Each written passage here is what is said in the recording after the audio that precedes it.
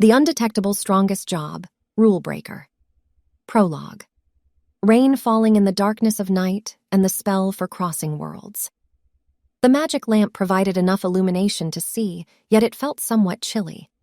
The boy stopped writing and stretched his limbs. The rain that began falling in the evening was growing stronger. Gusts of wind battered against the wooden shutters. "These are the best materials I can gather right now," the boy mumbled. "But still, this only gives me a small window to cross to a different world." Various objects sat on the desk. Crystallized ore, dried fruit, pieces of meat, vials filled with dark liquid, scales and fangs of some creature. There were also several diagrams with texts and geometric shapes.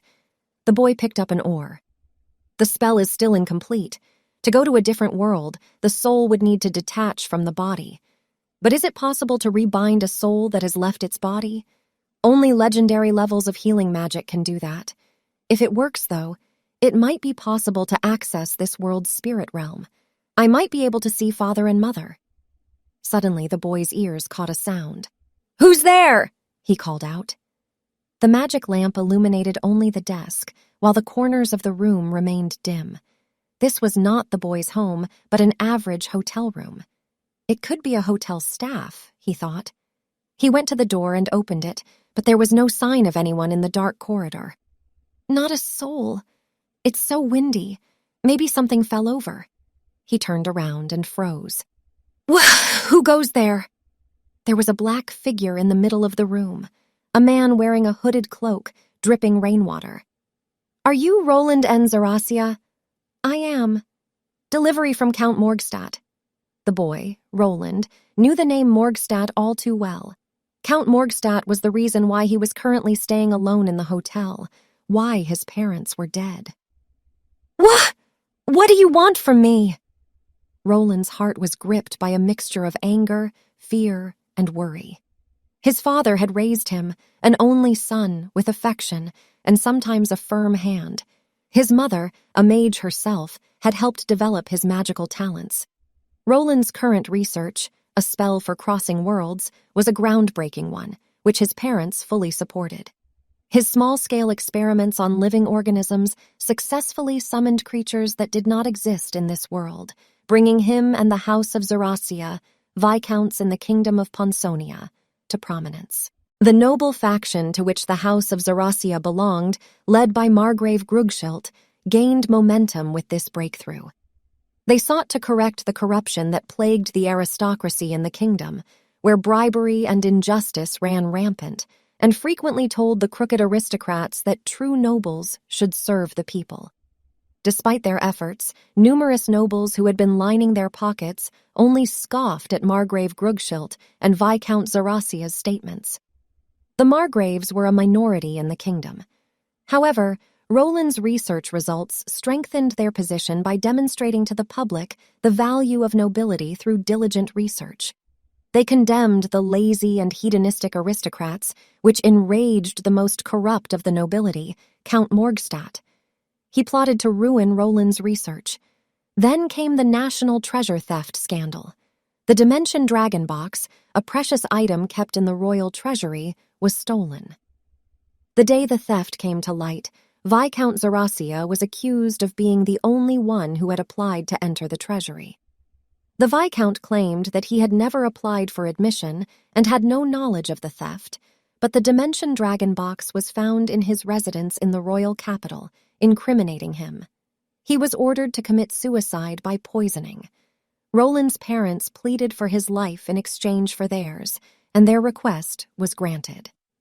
The House of Zarasia went into decline, and Roland was taken in by Margrave Grugschild. He was currently on his way to the Margrave's domain. Roland firmly believed that his parents did not steal the national treasure. The day after the House of Zarasia fell, a servant who had worked at the Zarasia estate was seen working for a noble aligned with Count Morgstadt. In addition, a soldier assigned to guard the treasury was spotted carrying around a large sum of money. It was all a setup. Driven by a burning desire for vengeance, Roland resolved to continue his research, hoping that its results would absolve his family's name. He also clung to the faint possibility of communicating with his parents' souls. And one day, he vowed to expose Count Morgstadt's evil-doing. "Can you guess what I'm here to deliver?" The mouth under the intruder's deep hood curved into a grin. When Roland saw the gleaming silver blade in the man's hand, he realized his mistake. He was foolish to think that Count Morgstadt would let him live. Roland tried to escape, but the intruder grabbed him by the collar and pulled him down. His head slammed against the floor, blurring his vision. "Ah, coincidences," the man said. "It just so happens that the Count is in town right now. I guess you already knew that, though. He's on his way to the capital while you're just leaving." The intruder brandished the blade, and Roland felt a searing sensation in his abdomen. "Gah!" As the intruder pulled the blade back to strike again, his body suddenly stiffened, and he collapsed to the floor. Roland was holding an oar that emitted a bluish-white light, now so bright that it was difficult to look at directly. I was wrong," Roland gasped. "He's not the kind of man to be confronted head-on." The ore was called a soul-sucking stone, a stone that could absorb souls by processing it into a specific shape and channeling mana into it. "I can use this to invoke." However, the soul-sucking stone had a drawback. It sucked the soul of both the target as well as the user. In other words, Roland's own soul had been mostly sucked out of him, leaving him with only about 1 to 2 hours to live. Moreover, he was bleeding profusely from his abdomen, and he was nearing his physical limits. Roland crawled across the floor, struggling to maintain consciousness. It felt like he was moving awfully slow. He reached out a bloody arm and pulled himself up onto a chair. He then grabbed the edge of the desk with his right hand and overturned it. Objects were scattered all over the place. An inkwell toppled over, spilling ink on the floor. Sheets of paper fluttered in the air. One of the sheets landed on Roland's stomach, and it was precisely what he needed. "Open a door that leads to another world." The incantation required for the spell was not needed, as what he was trying to cast was not magic, but a kind of sorcery. The necessary incantation, an enormous amount of words, was compiled into a magic circle, written in a special language. And the paper in Roland's hand had them all. Geometric shapes glowed all over the room. As he lay dying, a door opened before his eyes, a door to another world. He couldn't determine the exact moment he realized he was dead. His mind was foggy, but his memories were crystal clear, creating a dreamlike sensation. Hikaru remembered the words of his senpai. "All dead people cross the Sanzu River wearing white clothes. Why do we have to act as a group even after we die?" Breathing in a full lung of air brought him back to his senses. The air seeped into his brain. Sleep-deprived, he felt as if he was in a movie theater, watching memories from the past, but when he snapped out of it, he realized that he was walking. There was a long line. Everyone was wearing identical white jinbei clothing. Looking around, he saw buildings resembling gray skyscrapers, but none of them bore any signs of life. There were no windows. If he had to describe them, they looked like massive gravestones. So I'm dead, huh? His most recent memory came back to him. Hikaru was heading to a convenience store late at night, wearing a black hoodie so the driver could not see him. Misfortunes never come singly.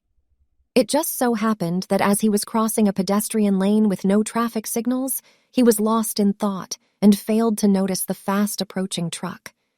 He was preoccupied with thoughts of his senior, of what she said about the Sanzu River. He barely had any memory of the collision. He felt numbness, and that was it. I gotta say, this place is creepy. Is this after we cross the Sanzu River, or before? Does the Sanzu River even exist? The queue before Hikaru's eyes was, in other words, a procession of the dead. Hikaru had been in a state of stupor until moments ago, one that was forcibly induced, it felt like. Looking around, he saw that most of the people were in a daze. Suddenly, Hikaru got a hunch that there was a judge up ahead who would determine whether he would go to heaven or hell. The notion came so unnaturally that it felt like some supernatural being imprinted it into his head directly. He shuddered. There was a being here that defied science, defied all logic. An afterlife was just too unscientific. "Oh, Ah! One person in the procession started screaming. Others spoke to the one next to them but were ignored. Some, like Hikaru, came to their senses, but they were in the minority. Among those in a daze, there were a very few who were holding something like a pouch with light spilling out of it. He had no idea what it was. What to do? Hikaru's head was clear enough that he thought this was a rare experience. He decided to step out of the line for the time being and stroll around the gigantic gravestones. I didn't think I would die so soon. He met his untimely demise at the age of 15. He was named Hikaru, meaning to shine, in the hopes that he would grow up to be a young man with a bright future, but he had always lived in the shadows. Or perhaps it would be more appropriate to say that he preferred to stay in the shadows. Not having any contact with others made life easier, and he saw no benefit in standing out. Even during his elementary and junior high years, when athletic prowess could make one a star, Hikaru kept a low profile. He wasn't exactly unathletic. In fact, he was quite good. But he had no desire for the spotlight or to pursue sports with the zeal to win national championships. He just did the bare minimum, and nothing more. It might have been his parents that influenced his indifference to social interaction and his constant pursuit of efficiency. He didn't hate them, but as the relationship between his parents grew colder, Hikaru became increasingly distant from them. Children become unmanageable as they grow older, and Hikaru was precocious. Despite living under the same roof, they acted as if they were strangers. I don't feel anything about my parents even after my death. Is that why I managed to snap out of it? If the departed had fond memories, they would look back longingly on their past. Hikaru, however, had no good memories of his parents that he wanted to reminisce upon, nor did he care about the judge. As Hikaru wandered around aimlessly to the back of a giant gravestone, he sensed human presence. "Come on, move it! Heh, we're dead too because of you. Cheeky little bugger, we're gonna torture you for eternity, so you better be ready." 3 young men were kicking a cowering youth. Bullying even after death, huh? You guys are too old for this. Doesn't sit right with me. They might have known each other while they were alive and then died at the same time. Yet still the bullying continued. It was worse than bullying. This was lynching. What do I do? Hikaru had never been in a brawl against 3 people. He couldn't even remember being in a one-on-one fight, all because he thought that resorting to violence was barbaric and absolutely meaningless. A closer observation revealed one of the bullies to be huge. Of the remaining 2, one was skinny and the other fat, the big guy's lackeys, most likely. All he had to do was deal with the leader, and he'd be fine. Hikaru's gaze met with the youth being bullied, and he gave a start. There was life in the young man's eyes. Hikaru nodded. Surprised, the young man turned serious. His face was saying, "If you're going to help me, I'll take action as well."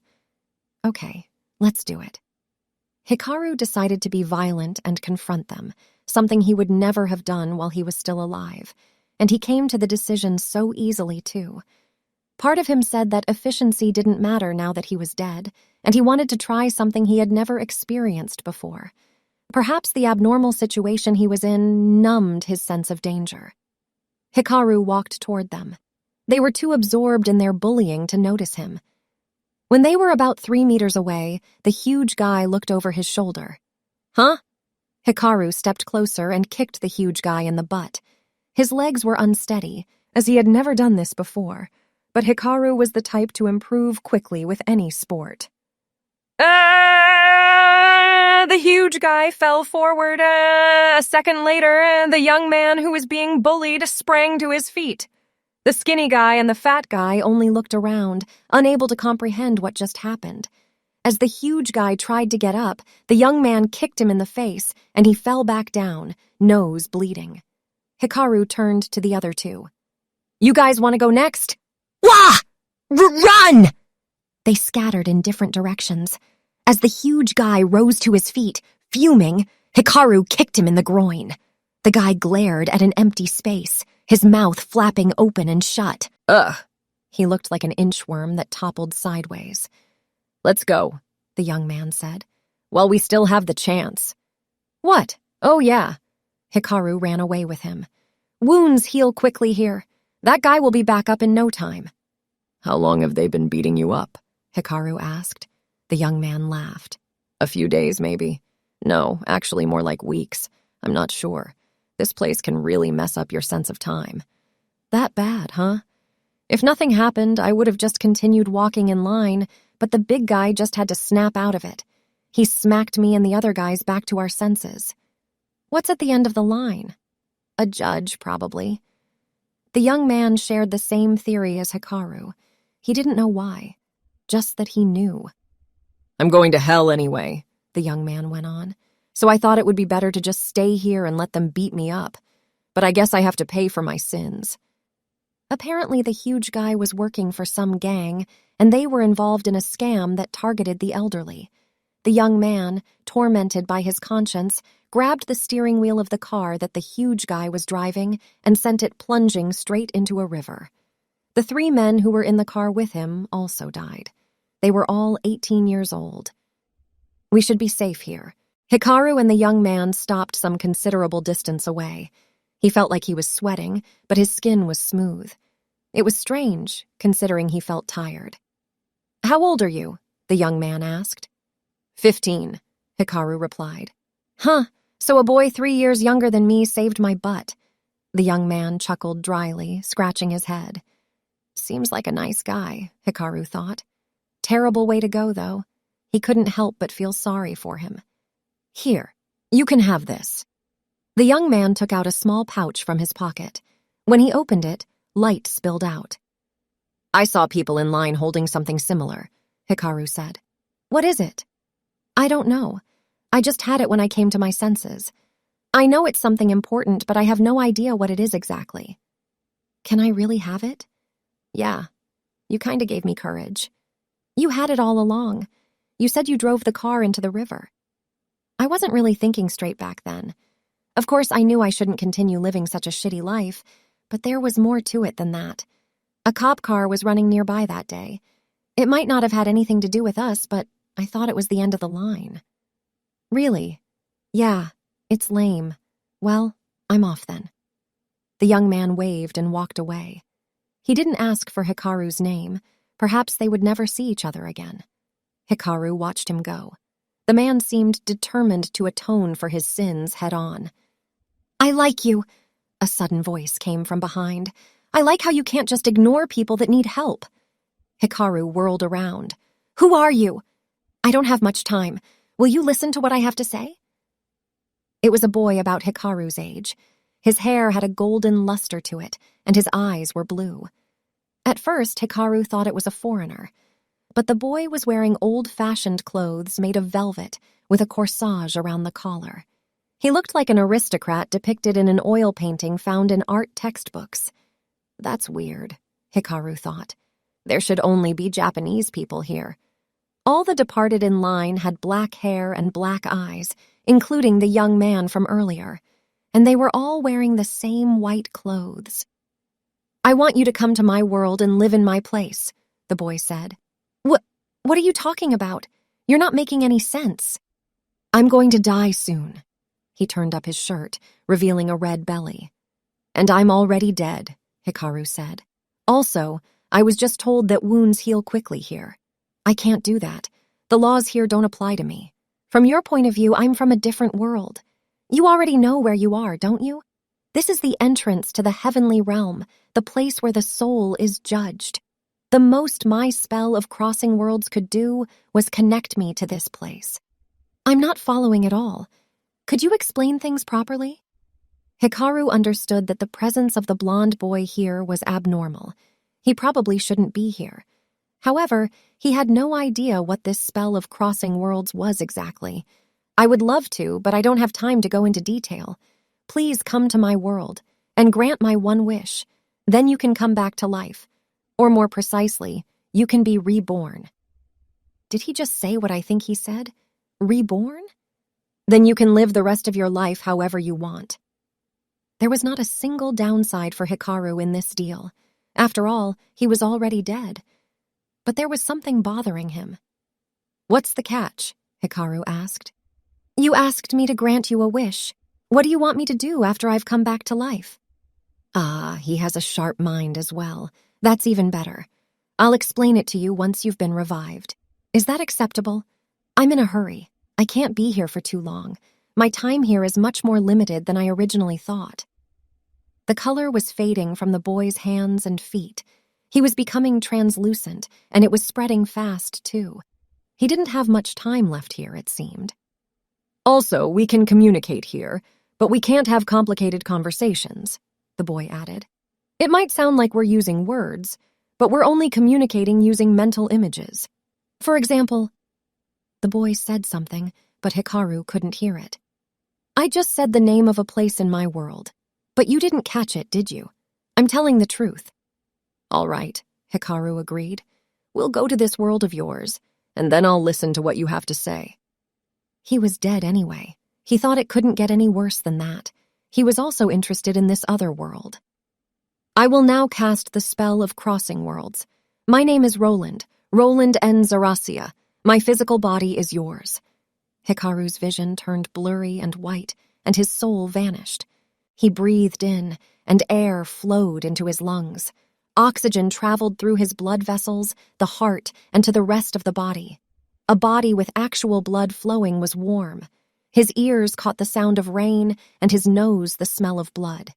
As his vision came into focus, he found himself in a dim hotel room. Hikaru was surprised by the vivid sensation of a physical body. It felt like he had never experienced this before. Propping himself up, he slowly rose to his feet. He studied his bloody palm. I've really come back to life. A second later, countless memories flooded Hikaru's mind, mixing with the memories of his time in Japan. The trip back after taking photos at a festival, reading research papers about potions, climbing the school's monkey bars, attending a ball for the aristocracy. He felt sick, like his memories had been altered. His knees buckled, and he cradled his head in his hands. It was like copying a large number of files onto a well-organized computer and then immediately processing them using brute force. His head was burning. 2 sets of memories were being partitioned. So that's how it is. Hikaru was hit by a truck, and Roland was stabbed to death by an assassin. Once the memories were neatly organized, Hikaru understood. Roland, you're here, aren't you? I am. Hikaru heard a voice in his head. It was Roland N. Zarasia, the person who brought him to this world. This body belonged to Roland, and Hikaru's soul was transferred to this vessel. Roland's soul was still inside, though slowly fading away. He didn't have much time left. The stab wound had healed. Transferring Hikaru's soul here generated a powerful life energy that healed the body completely. If Roland had been suffering from some kind of disease, it would have been cured as well. Without that kind of energy, it would have been impossible to put another person's soul into a different body. Hikaru wobbled to his feet and checked his reflection on a mirror. He saw the same Roland that he met in the afterlife, but there was something off. His hair and eyes were darker, and the shape of his face was slightly different. So this is me. Your body will gradually modify itself. Seems like it. Hikaru surveyed the room. It was well furnished for a hotel, its interior design resembling luxury European hotels he had seen on television. Roland. Hikaru had no intention of hiding his anger. You tricked me. Yes, tricked. That was the best word to describe the situation. Roland had asked him to grant his wish, giving Hikaru his body for that purpose. Now that Hikaru had Roland's memories, he learned about his intentions. I did not lie. You still tricked me. You want me to kill someone? What Roland wanted from Hikaru was to commit murder, to kill Count Morgstadt, to teach the man who ruined his family a lesson. You said you didn't have much time. That's right. I can only stay here for another hour at most, since most of my soul is already gone after using the soul-sucking stone. I need to see this through to the end before I go. What makes you think I'll say yes? If you fail to kill the Count within an hour, I will reject your soul. Soul rejection. Hikaru already knew what it meant. A soul that couldn't attach itself to a body would eventually disappear and perish. Back when he was still alive, he would have been skeptical about the existence of a soul, but he learned firsthand that there was an afterlife, and what it meant for a soul to disappear. I will be summoned to the heavenly realm, then judged whether I'm going to heaven or hell, but your soul doesn't have that option. You will disappear, and that's it. There would only be complete nothingness. Hikaru's existence would be erased, a denial of his entire being. I hate your methods. There was no other way for my wish to be granted. Letting that fiend live will ruin this kingdom, this world. Roland resented Count Morgstadt from the bottom of his heart, and right now, his feelings were being transmitted to Hikaru. Perhaps that's why he didn't feel that reluctant in killing someone, in killing Count Morgstadt. So I have no right to refuse. Crying or whining wouldn't change a thing. Hikaru only had an hour left here. He had to do it. Kill and live on. He had already died once, but there was a part of him that wanted to come back to life. Everything has a catch. Fine. I'll obtain new life with my own hands, Hikaru declared. I'm glad to hear that. I can assist you a lot easier. So you want me to kill someone, but I don't even know where to start. You have a gift, don't you? A gift? You can call it God's grace. That young man gave you something bright. Right. Hikaru tapped into Roland's memories. The light emitted by the pouch, which Roland called a gift, was something that was given after death, according to the soul record of the person's life up to that point. Those who possessed that light would develop special talents in their next life. Since you've seen my memories, you should know that they're like talents that souls can utilize when they reincarnate. In this world, it would manifest as magical and special abilities, engineering skills, or physical gifts. Roland's voice grew quieter. I'm running low on energy. From here on out, I'm just going to count the time down. Hey, Roland! Hikaru could no longer hear Roland's voice, but although faint, he could tell that Roland's soul was still with him, and he knew that the body was still linked to him. Hikaru was only renting, so to speak. As Roland said, he could reject Hikaru's soul if he wanted to. Damn it. Magical and special abilities, Hikaru mused. Do I really have those? He heightened his senses and looked deep within him. He sensed something fuzzy in his chest. A second later, an A4-sized, light green, luminous stone slab appeared before him. Soul board. Hikaru, age, 15, soul rank, 15. What is this? 55 minutes, he heard Roland's voice.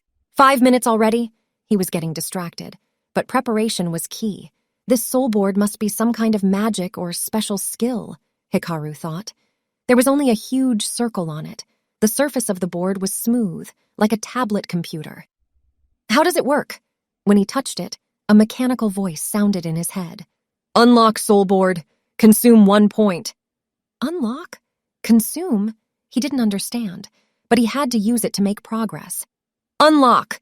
Words appeared on the surface of the soul board. Vitality. Natural recovery. 0, stamina. 0, immunity. Perception. The word vitality was in the center of the board, branching out into 4 entries. Looks familiar. Is this a skill tree? A system found in the single RPGs and MMORPGs he had played in the past. Hikaru loved games, both console and on PC. He especially enjoyed playing RPGs, but he was what was called an efficiency nerd.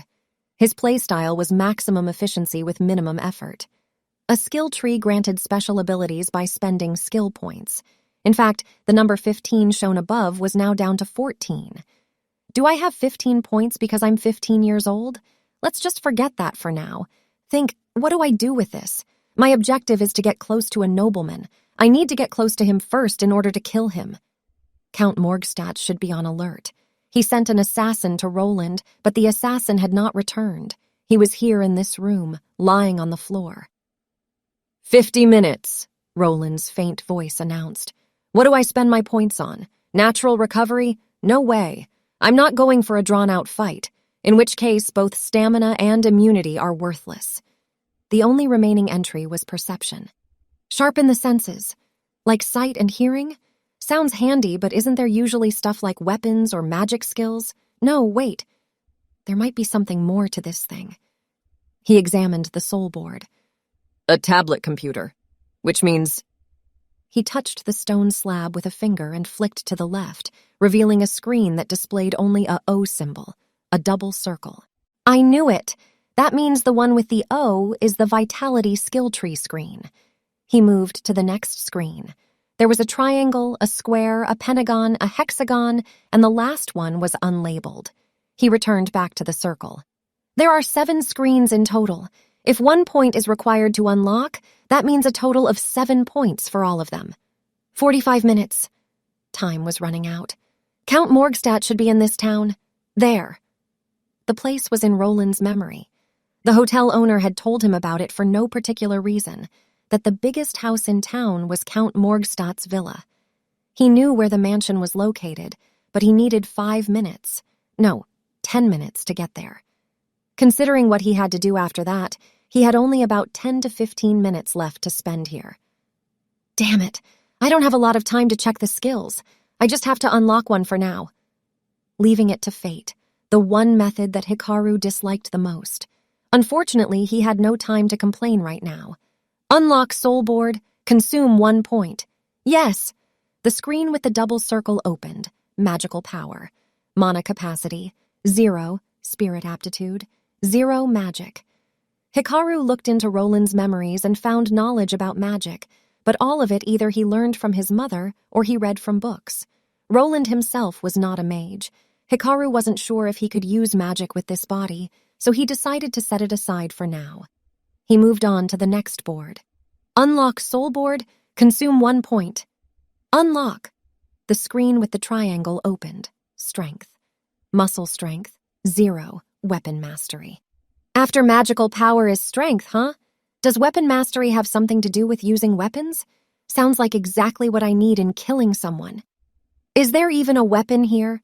Hikaru looked around the room and found a dagger lying on the floor. Though the workmanship was simple, its blade was sharp. It must have been the same dagger used to stab Roland. His body already proved how lethal it was. I guess this is my only choice for a weapon, but the most crucial thing is whether I can get close to the Count or not. It was almost midnight. Normally, people refused visitors at this hour. Of course, he would never be allowed to see the man in the first place. All the more so when he was the very person he tried to have killed. Although Roland's appearance was already changing to resemble Hikaru himself.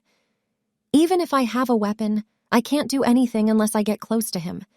I could kill anyone standing in my way, I guess. Nah. He wasn't sure he could commit mass murder. Next, he checked the board marked with a square. Agility. Power burst. 0. Flexibility. 0. Balance. 0. Stealth. One stat lit up a light bulb in Hikaru's head. Stealth. A skill that would help him get close to Count Morgstadt without getting noticed. Unlock stealth. Consume 1 point. Unlock again. Apparently this one also required a point to open. Upon closer inspection, some fields had the number 0 next to them, while others did not. Hikaru surmised that the ones without any number needed to be unlocked first. Unlock! He did not hesitate. Stealth. Life cloaking, mana cloaking, imperceptibility. I knew it. By unlocking the stealth stat, he could now put points on life cloaking, mana cloaking, and imperceptibility. But what exactly is this life cloaking? Just then, descriptions appeared on the board. Life cloaking, block life detection skills, max, 5 mana cloaking, block magical power detection skills, max, 5 imperceptibility, block perception through sight, hearing, smell, max, 5. Hikaru groaned. He had 10 points left. He had decided to go for stealth. It was clear that the most important part in killing Count Morgstadt was to get close to him, in which case, stealth was his only option.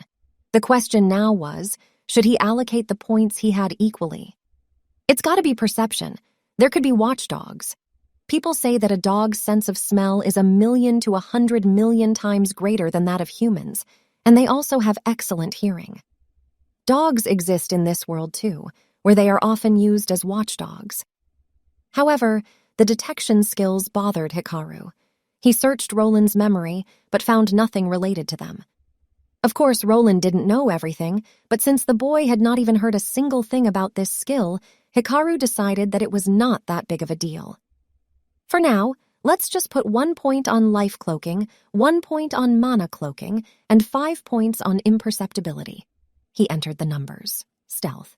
Life cloaking, 1, mana cloaking, 1, imperceptibility, 5, max, assassination, 0. When a new field appeared, Hikaru couldn't believe his eyes. Assassination. He shuddered at the chilling word. It appeared after he put 5 points in imperceptibility. Assassination. When attacking without the target noticing, the attack will have a lethal effect. Max, 3. This was exactly Hikaru's goal. He had 3 points left as well. Man, this sounds too good to be true. It felt as if his fate was being controlled. A different thought came to him. As someone who lived in modern Japan, could he kill someone easily? He had never even killed a single animal before.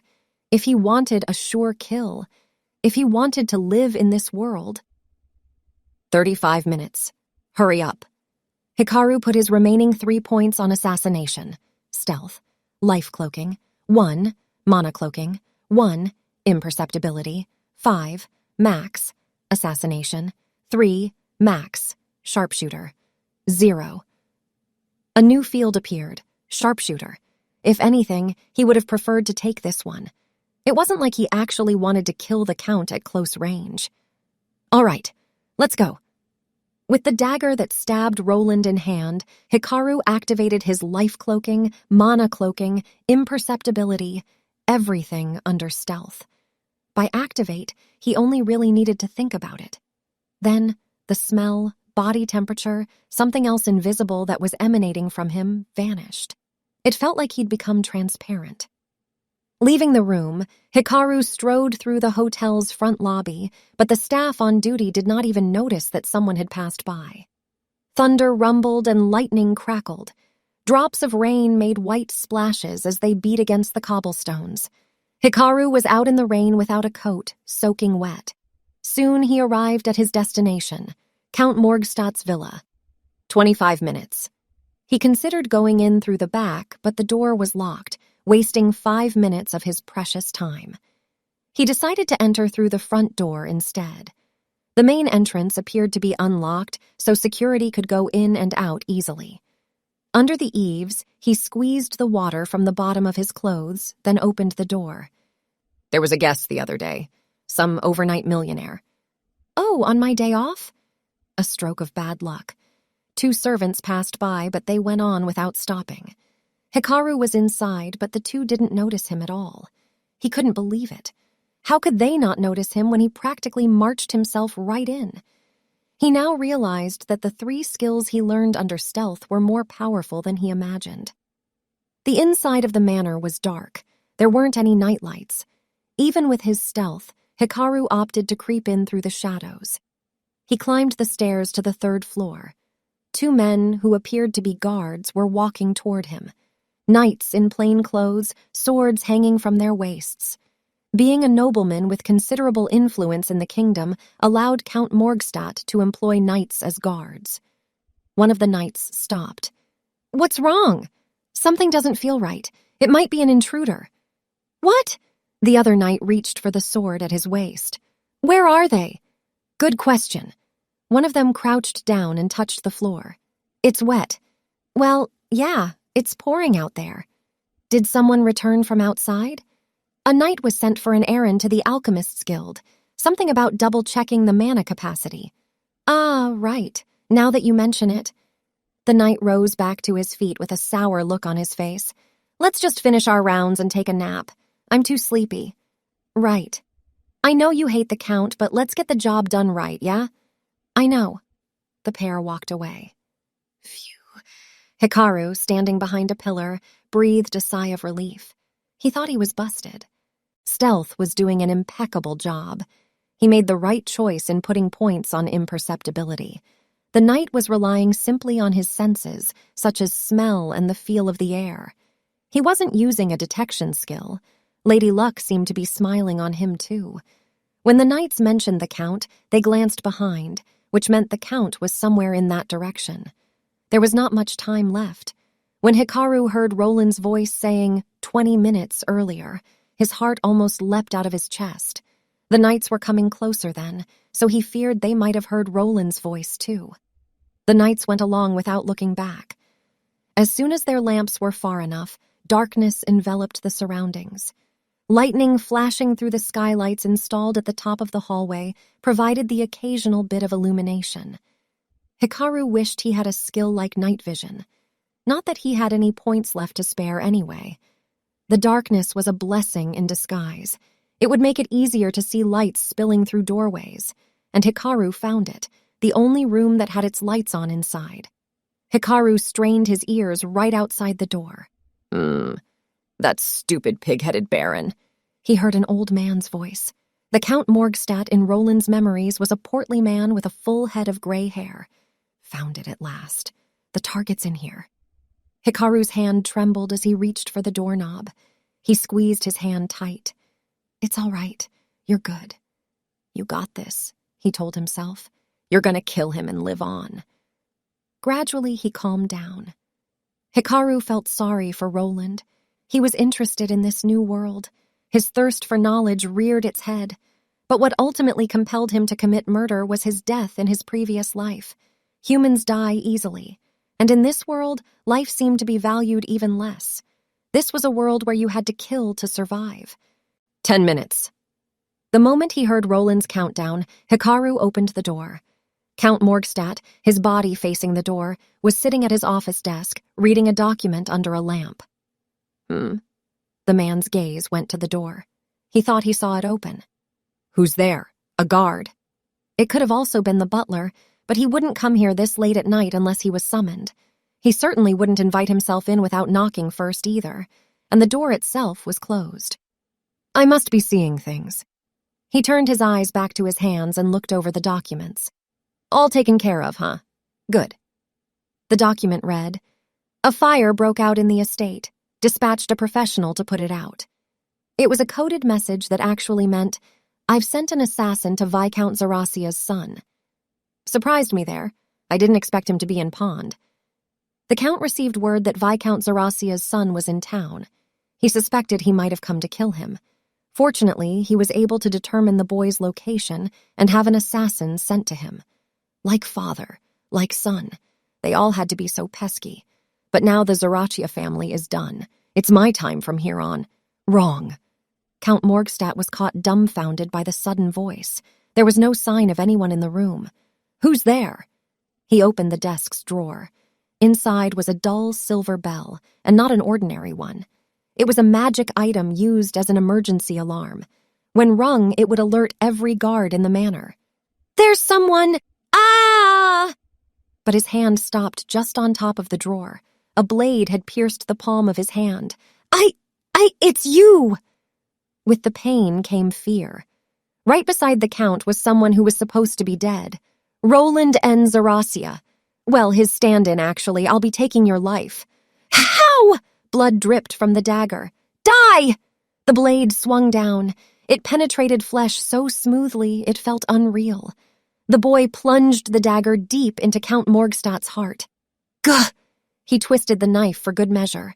Coughing up blood, Count Morgstadt collapsed on the floor. Hikaru was breathing hard. Before him lay a corpse, a living human being until a moment ago. His body felt as if it were aflame. He wanted to run and scream.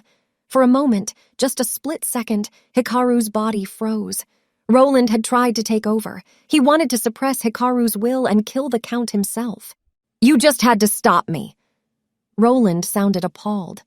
Hikaru knew why Roland, despite asking him to murder someone, tried to take over at the last moment. Since he had Roland's memories, it wasn't hard to figure out. Roland didn't want to burden Hikaru with the sin of murder. All along, he intended to finish the job himself. "Roland," Hikaru said, "even if I didn't come here, you weren't going to let my soul get destroyed, were you?" No. Rejecting Hikaru's soul was not something he would have done. It was not a method that Roland, who grew up showered with love by well-respected parents, would have taken. Roland choosing Hikaru was a gamble of sorts. If he lost the bet and failed in his quest for revenge, he was going to give up entirely. He even planned to tell Hikaru to run away if he failed and exposed himself to grave danger. "I never thought you'd do it yourself. I wasn't going to let you. I decided that I would do it."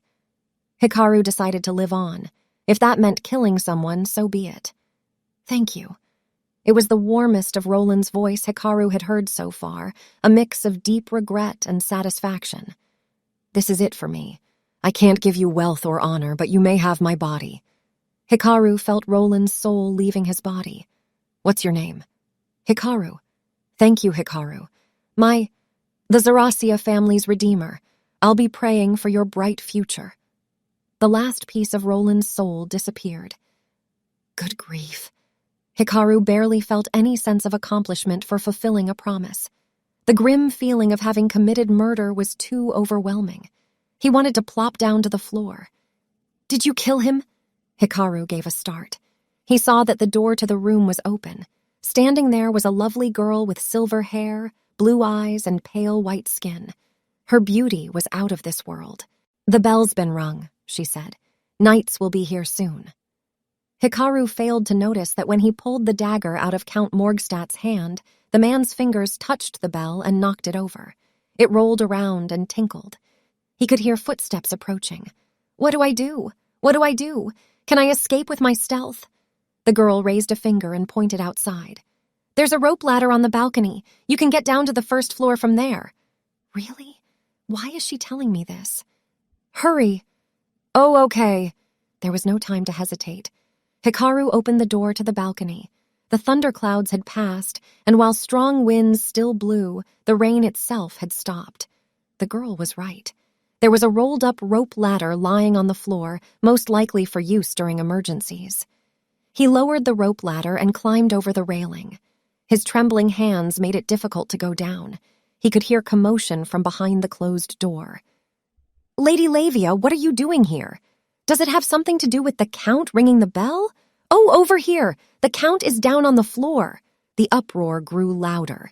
"He's dead!" By the time the door to the balcony was opened, there was only a rope ladder swinging idly. "This should be far enough." Hikaru was exhausted from all the running. He wanted to take a nap, but he couldn't return to the hotel.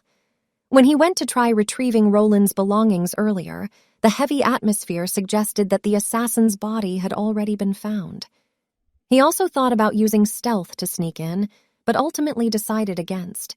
He wasn't sure how effective the skill was currently. A shame, too. There were many unfinished theses and rare items in that room. "So this is my body." It was probably around 4 a.m. It was currently early summer, and the sky was slowly growing bright. Hikaru saw his reflection on a puddle. A face with dark brown hair and dark brown eyes. A little longer and they should turn black. His body would adapt to his soul. "Man, I'm beat." Hikaru had fled to an unfrequented area in town, a graveyard. Leaning against a huge tree, he closed his eyes. Right, that girl. Why did she help me escape? It was his first sleep in a different world, and he didn't dream. When Hikaru woke up, the sun was already high in the sky. He was parched. He surveyed the surroundings and saw a graveyard. As he wondered what he was doing in a place like this, the events of last night came back to him. Right, I'm in a different world. The graveyard was deathly quiet. Last night's rain had completely stopped. Ah, damn it, I feel awful. He killed a man. It was difficult to feel great. His body, however, did not care about any of that. His stomach grumbled. I guess killing someone doesn't stop you from getting hungry. He slowly rose to his feet. There was a well nearby. He pulled up a tub of water and drank from it, which helped to curb his hunger a bit. What now? I'm free, but... First of all, he was broke. Anything I could sell? My clothes? There was blood on them. He couldn't leave them as they were, so he took off his coat and shirt and washed them. His shirt was left with a hole and a brown blotch, but the coat was a darker color, which helped conceal the blood stain. There were 2 things he needed to do. First, earn money. Second, flee without being suspected of Count Morgstadt's murder. A way to make money. I wonder if there's anything in Roland's memories. Roland's memories were fuzzier than yesterday. His knowledge remained, but what he experienced, what he felt, his precious memories, were all fading fast. It felt like some stranger's experiences that Hikaru only heard from rumors. Traces of Roland were gradually leaving his body. "You dragged me into this place, then left first." Hikaru thought back to the boy who vanished last night after thanking him. With him gone, Hikaru was completely alone. Although the idea of coming back to life and being reincarnated fascinated him at first, right now fear and anxiety gripped him. "Gotta pull myself together. I decided to live on in this world." Browsing Roland's memories, Hikaru came upon the creation of a soul card. Although it sounded similar to Hikaru's skill, the soul board, a soul card was simply an ID.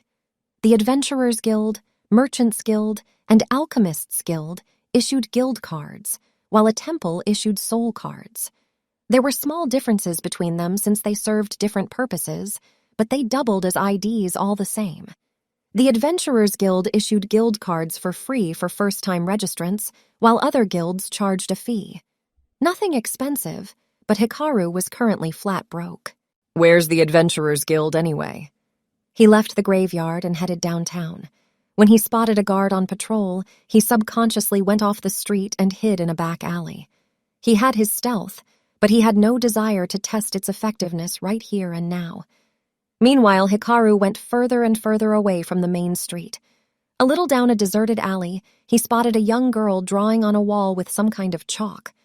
All right, here goes nothing. A suspicious guy talking to a young girl sounds like the start of a court case. "Excuse me," Hikaru called. "Do you have a second?" The young girl jumped at his unusual appearance. He looked like an aristocrat, although tired and grimy. "It's all right. I just need directions. Which way is the Adventurers Guild?" "You want to go to the Adventurers Guild?" "Yeah." That seemed to be enough for the girl. "You go straight down this alley to the main street, then just go across and keep going straight through another back alley, and then you'll end up on the main street again. Turn right, and after about 5 minutes of walking, you should see it." You sure know your directions. I'd like to thank you somehow, but unfortunately, I don't have any money with me." "It's fine. You can pay me once you hit it big." Quite the spirited girl. Following the girl's directions, Hikaru came upon a massive stone building. Laughter and coarse voices of muscular men filled the inside.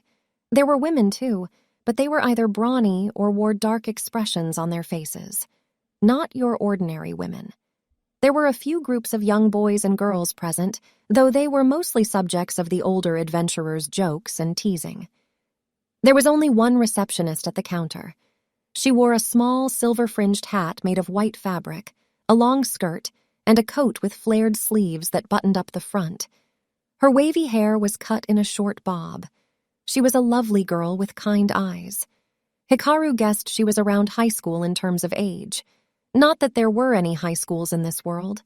She was going about her duties, accepting quests while ignoring the adventurers trying to engage in idle chatter. "Ah!" She tripped over something and almost fell. Adventurers were delighted at the sight, probably because her huge breasts jiggled every time. With his stealth skill active, no adventurer noticed Hikaru. Not even one saying, "What's this? Since when did the Adventurers Guild become a kids' playground?" Adventurers crowded around the receptionist in a semicircle. If you wanted to accept or clear a quest, you would have to squeeze yourself in. "I found this really nice place the other day." "You're single, right, Freya? Can I take you out to dinner? Just one time, please." "I climbed to rank D the other day." Hikaru slipped between the adventurers, and once he made it to the front, he turned off his stealth. "Can you make me a guild card?" "Huh? Where the hell did this kid come from?" The receptionist, her name was Freya apparently, looked surprised as well. "Oh, she stammered. "I need a guild card," Hikaru repeated. "You little brat. Get in line and wait your turn." "The fuck do you think you're doing?" Hikaru put on a broad grin. "I didn't see you guys in line. I'm just asking the guild's receptionist to do a legitimate task for me. Besides, are you guys really that inconsiderate that you can't even wait a bit while I have a guild card created?" "Why, you..." The adventurers' faces turned red, but they weren't stupid enough to lay a hand on him right here. Hey. Yeah. They exchanged glances and left the building. So they're going to gang up on me as soon as I leave the guild. So predictable. There was none left on the counter except Hikaru. Are you sure about that? Freya asked, concerned. Sure about what? Those men beat up a young adventurer the other day. You should have stopped them then. Isn't this the Adventurers Guild? You don't have to worry about me. Anyway, can you make me a guild card? Yes, of course. Please put your hand here. Freya pulled out a smooth slate from under the counter. Although made of stone, the surface looked like glass, with geometric shapes and ancient script written inside. It was somewhat similar to the soul board, but much more rugged. Hikaru pressed his palm on it. He thought he saw a glimmer of light inside the glass. Mr. Hikaru, is it? It looks like you haven't been issued a card before. Freya was doing something on the device. It was connected to the same network as the temple's soul card and scanned a soul's records. Since it read a soul's records, even if Roland had been issued the card, it wouldn't have been a problem for Hikaru. It didn't take long for the card to be issued. Adventurers Guild card, name, Hikaru, registration, Pond Adventurers Guild, Kingdom of Ponsonia, rank, G blessing. Blessing, Hikaru muttered. Huh? You don't know what that is? Roland's memories did indeed contain information about blessings, but not in relation to an Adventurer's Guild card. I'm not sure how to use it, Hikaru said. Oh, I see. Please put your finger on the card. You will see the blessings available to you based on your current soul record. Selecting a blessing will enhance your abilities. I see. Hikaru nodded. Roland had little knowledge of these blessings. This kingdom's aristocracy believed that nobility was earned through blood, not abilities. Thus, they took these blessings for granted. Roland, however, was a researcher. On the contrary, blessings were very important for adventurers. For one reason. This card displays your blessing as ex-god, Kix. You know that the fewer the characters in the god's name, the more powerful the blessing, right? If you get one with 4 characters, you're a top-class adventurer. Roland's card was issued by a temple. It had a slightly different utility. When Hikaru touched the card with his finger, a drop-down list appeared. Assassination God, Night Stalker. 2, Stealth God, Bearer of Darkness. 2, Common Chaos, God, Eye of the Storm. 3, Woods, Strolling God, Forest Walker. 4, Metropolitan Residents, Townspeople and Villagers. Relief God, Civilian. 10, I see. There's a bunch of sinister ones here. You said having a 4-character blessing makes you a top-class adventurer, Hikaru said. But what about 3 and below? What? You have one? Freya exclaimed. No, just asking. Oh, of course. Sorry for being loud, that was embarrassing. Freya cupped her cheeks and wriggled about. Hikaru looked away. Her breasts were jiggling. Not good for the eyes. No wonder the adventurers were so crazy about her. Well, 3 characters and below are super rare. 2 characters is legendary, and 1 character is mythical. I see. Hikaru had 2-character blessings, 2 of them. In your case, Freya continued, it would be something like Metropolitan Residents, Townspeople and Villagers Relief God, Civilian or Wealthy Citizens. Relief God, Moneymaker. Am I right? So it seems. Hikaru was sure that he shouldn't let anyone see his blessings. His skill tree must have had something to do with it. Hikaru selected Civilian and showed it to Freya, who only gave it a glance. Moving on, she said. There are commissions posted on the bulletin board. Please choose one that's within your abilities, and then accept it by tapping your guild card on the form. For supply commissions, please check the guild's library for the necessary materials. Also, oh, hold on a minute, I just tap the card and I get the job? That's right. Freya nodded easily. Wow, what kind of technology are they using? Do these things have IC chips embedded in them or something? As for the adventurer rank, G is the lowest, Freya added. And that's me. Correct. The highest rank is A, and if you achieve something extraordinary, you can rise to rank S. To get promoted to a higher rank, you need to complete specific kinds of commissions. Once you get promoted, you can take on more difficult commissions. Sounds simple enough. Adventurers often specialize according to their areas of expertise. Plant hunters mainly gather plants. Jewel hunters search for special gems. Monster hunters specialize in killing monsters. Explorers specialize in dungeon exploration. Bodyguards specialize in escorting people. Quest hunters are jack of all trades. Do those titles mean anything? Once your name is known, you might receive designated commissions, but that's about it. It's a long way down the road for a civilian like you. Freya chuckled. Are blessings really that important? Of course. All high-ranked adventurers have distinctive blessings. I've heard that 4-character blessings are rare and powerful. Oh, you can select whatever blessing you want, and you don't have to report it to the guild. Is that so? Some adventurers become famous solely because of their blessings. There are also questionable rumors of acquiring new blessings by increasing your soul rank. It was said that by killing monsters and the like, you could steal a part of their souls, increasing your soul rank. However, there was no way to verify this information, so it was treated more as an urban legend that sprang out of nowhere. What's the difference between monsters and animals? Hikaru asked. Freya blinked. She was wondering why he was asking such an obvious question. I see. You do look like a rich kid. What, rich kids don't know about monsters? Oh, did I say something rude? I'm sorry. Freya put her hands together in front of her and wriggled restlessly, emphasizing her breasts. No wonder the adventurers here are stupid. Hikaru just found out why adventurers flocked to Freya. Whether they're harmful or not, she said. Or I guess whether or not they see humans as predators. Monsters with mana are ones to look out for especially. Their bodies can be processed easily. They can also be used as raw materials for equipment or daily necessities, so if you bring them to the guild, we will purchase them. I got it. Thank you. Good luck. Having obtained the information he needed, Hikaru gave a slight bow and left. Freya, taking advantage of the fact that there were no adventurers around, started working furiously, putting away documents and the like. She seemed really busy. Upon checking the bulletin board, Hikaru found special pieces of paper. They were all commissions sent to the Adventurers Guild. Commissions were also called quests. Which term was used depended on the type of job. Plant hunter. Gather glimmering poisonous herbs.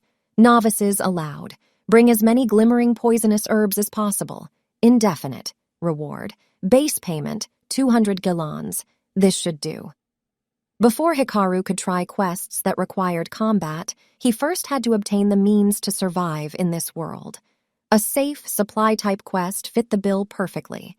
The gilans mentioned in the reward was this kingdom's currency. 200 gilans was not much, only enough for a few meals. Nevertheless, it was important income for Hikaru, who was currently penniless. He picked up the commission form and brought his guild card close to it. Then, the paper and the guild card emitted a faint glow. Contractor, 1, was displayed on the piece of paper. He put it back on the bulletin board. Incredible, Hikaru breathed. This world doesn't have advanced scientific technology. Instead, they developed magic-based technology. It was like scanning a QR code on a smartphone. Hikaru entered the library and found samples of ores and medicinal herbs on the walls.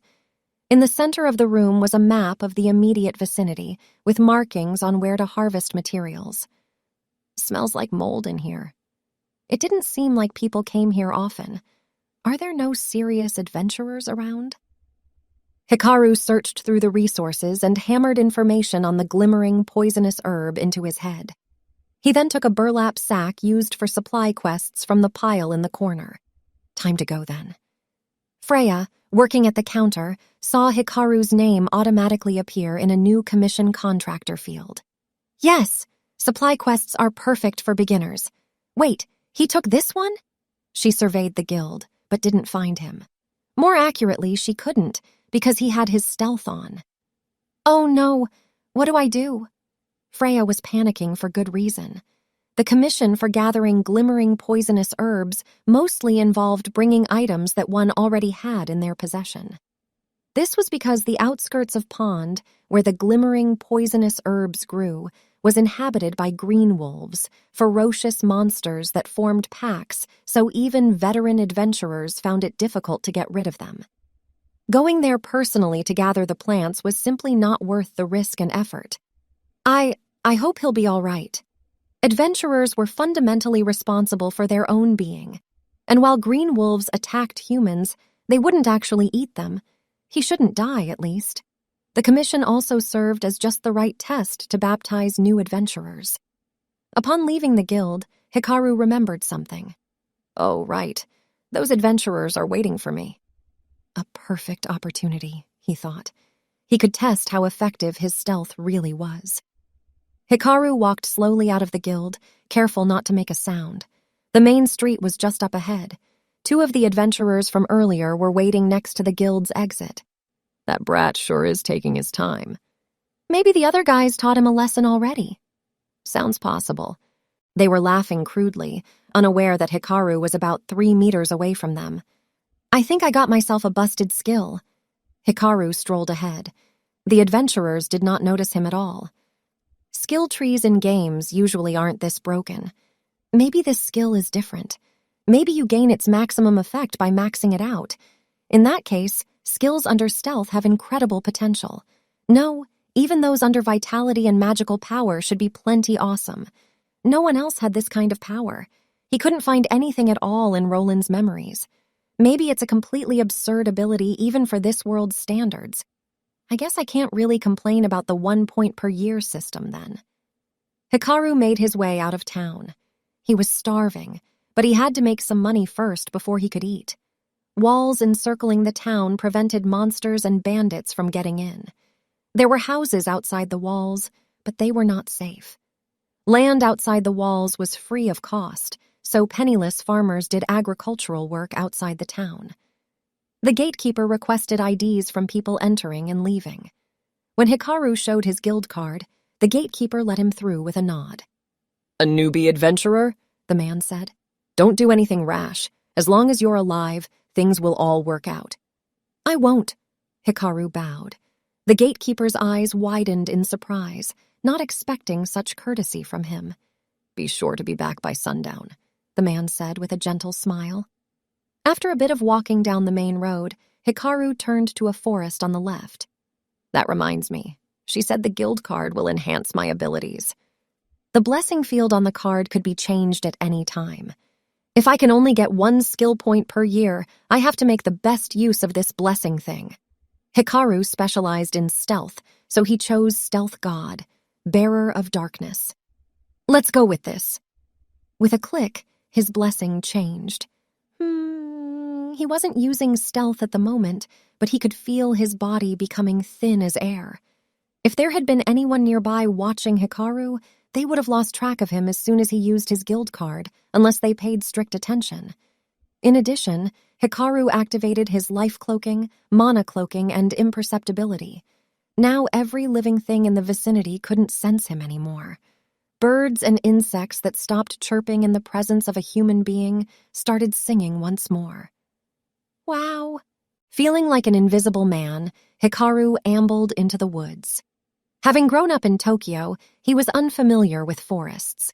The closest he got to experiencing the outdoors was watching videos on the internet. Now he was here. Lush foliage, sunlight filtering through the leaves, the sweet sound of birds chirping. He couldn't believe he had set foot in a forest, and unlike the ones in Japan, this one was untouched by humans. Hikaru strolled onward, overjoyed. He spotted a green-colored wolf in the distance. A green wolf, a monster that lived in these woods. He already looked into them in the guild's library beforehand. Rather than being green, it looked more like it donned moss and grass. That thing's huge, but it doesn't seem to have noticed me. It was about 3 meters in body length. It already looked huge from a distance. He didn't want to get close to it. Hikaru walked stealthily to avoid being seen. Roland's knowledge of monsters was limited, and the data Hikaru had studied lacked details. What he didn't know was that the green wolf could sense anything within a 200-meter radius, and his current location was well within that range. In fact, it had sensed Hikaru for a while until he arrived just outside the forest, but then suddenly his presence vanished, leaving it confused. Oh, there's the herb. Hikaru walked around leisurely in search of glimmering poisonous herbs.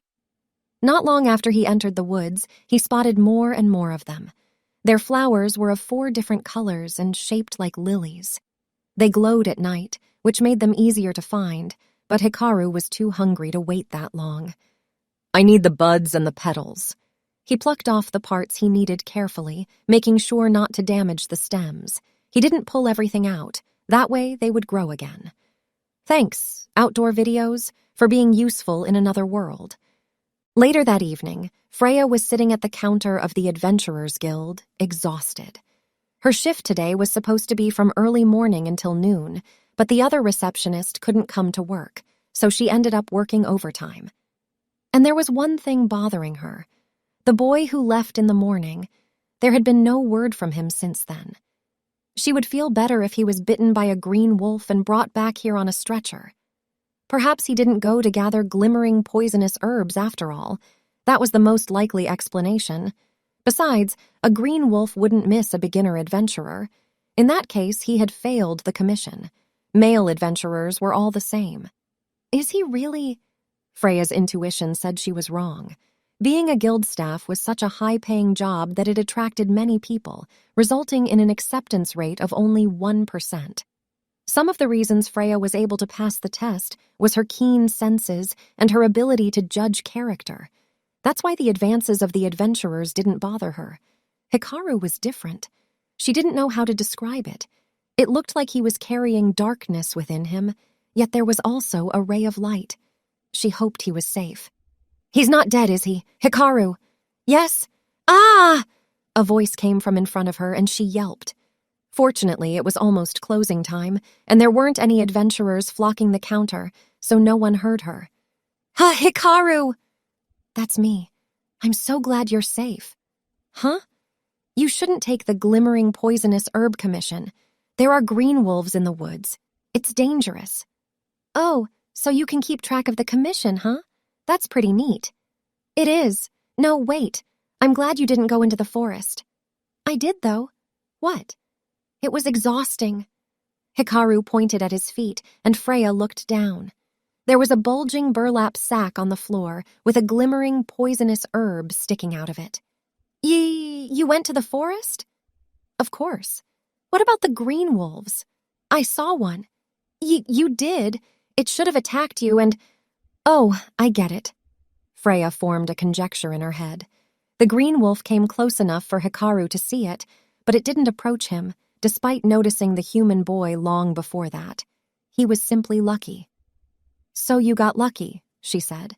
I guess I was lucky to find glimmering poisonous herbs without any problems, but all that walking left me exhausted. Hikaru placed the sack on the counter. Freya's eyes widened. Are these all glimmering poisonous herbs? With this much, she thought he pulled the herbs out, roots and all. But much to her surprise, all that was in the bag were the necessary parts only, the petals and buds. How deep into the woods did you go? Actually, were you there all day? How did a green wolf not see you? Can you give me a price first, please? I'm dying from hunger. Oh, I'm sorry. Freya's head was still in chaos, but she was sure of one thing. Hikaru said he was dying from hunger. If that was true, then he must have searched for the glimmering poisonous herbs in an empty stomach while being scared of the green wolves. Freya couldn't help but feel sorry for him. She couldn't be farther from the truth. Unaware that he just strolled around casually, taking his sweet time gathering the herbs, even taking naps in between, Freya hurriedly assessed the value of the goods. I'm done calculating. The base payment for the supply of glimmering poisonous herbs is 200 gilens. Phew. Hikaru felt relieved. That should keep me fed for 2, maybe 3 days. Freya came to a realization. He must be flat broke. The cheapest street food cost 20 gilens, while the most expensive one cost 400. In short, if he was very frugal, he could have 10 meals max. Freya felt more and more sorry for the boy. She grabbed his hand. It'll be all right, Hikaru. Okay? What's with this woman? Hikaru gave her a confused look, which she didn't notice. 200 yelins is just the base pay, Freya said. Right. So I get more for the herbs? That's correct. Here's the final price. You brought 19 bundles of herbs. It's 1,000 yelins per bundle for a total of 19,000 yelins. Add to this an incentive for gathering this many. I'll just round things up to a grand total of 20,000 yelins, base pay included. Hikaru's jaw dropped. He was getting 100 times more than he originally anticipated. Freya was as happy as he was. With this much in stock, I don't think there will be any commissions for gathering glimmering poisonous herbs anytime soon. But if we do post one again, I hope you'll take it. I expect great things from you. You give me too much credit. Freya meant to cheer him up, but Hikaru's face turned cold. For convenience, Freya gave Hikaru gold, silver, and copper coins. He shoved the pouch with the payment deep inside his clothes and kept small change in his pockets. 20,000 yelins. He felt his cheeks loosen. Hikaru actually liked earning money. Despite being only 15, he created an account to trade stocks online. It was fun. It felt like he was fighting in the world of grown-ups. His parents, however, were worried about their son, who never made friends and stayed locked up in his room. She seemed much friendlier than when I asked her to make me a guild card. What happened? Hikaru was puzzled by the change in Freya's behavior, but he couldn't possibly figure out the reason why. Expect great things from me, huh? He couldn't live up to the name that his parents gave him. He wasn't sure how to react to someone saying that they had great expectations for him. The sun was setting, and the scarlet sky was slowly turning a pale blue. Food stalls closed at sundown. In fact, most of them were already closed. Oh, crap. If he couldn't buy food from a food stall, he would have to eat at a tavern or a restaurant. He wanted to avoid that if possible, as it would mean staying inside the establishment for a while.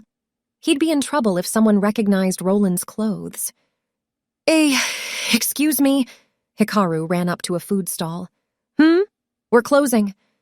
The other stalls were already closed. This was the only one still barely open. Every other stall is closed by now. You should have come sooner. I see. Hikaru had no other choice. He had the money, but he just had to go to sleep with an empty stomach tonight. Then his stomach rumbled. Oh, the vendor burst out laughing. That was one sad stomach growl. Fine. You can have this for 10 galons if you want.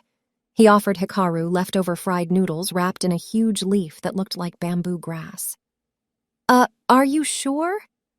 Next time, come buy food when we're open. See you. A treasure. The greatest treasure in the whole world. Hikaru walked away, carrying the still warm noodles that he bought for 10 gilons. Unable to control himself any longer, he entered a back alley, and after making sure that no one was around, he sat down behind a barrel and opened the leaf. His stomach growled from the aroma of spices wafting from within. There were no chopsticks or forks here, but it didn't matter. He relentlessly dug into the fried noodles. So good. Hunger was the best appetizer.